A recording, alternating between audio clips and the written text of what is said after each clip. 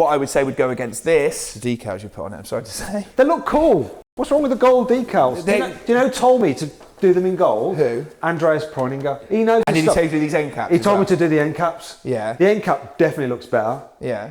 I completely agree with you. Yeah, that I think they should have done that actually from factory. I would say that works. They wanted them from factory, and if they do a 0.2 second gen, they might just have it as standard. Yeah. So that's not going to devalue it. I wouldn't say it's going to devalue it. But you think the decals will? Yeah. I can take them off. I know exactly. If you put them on and put it, because they're not genuine Porsche OEM, I bet. I've actually got genuine ones sat at Porsche GB waiting for me. It's just that they were delivered too late for when I was doing the video on this, so I had these other ones put on, which I'll cut to spec. Yeah. But they're not the OEM ones, but the OEM ones, no one else can get them. So they're from there we go. Does that add value? Oh yeah. So they're from the factory, but I don't think they're available to the general public, though. I could be wrong. Or is that you're showing off now, aren't you? A little bit showing off. Yeah. For me, when it's a special edition, I think it needs to be in its original so black. I would say so. Yeah. No, it doesn't look as good. It may not look as good, but that's the spec, isn't it? That's what it's spec with. So if I want to take these off to put other ones on, I think the decals are like, if I just want the black ones, they're like 500 to 700 quid. Something stupid. How much are these taking off the value?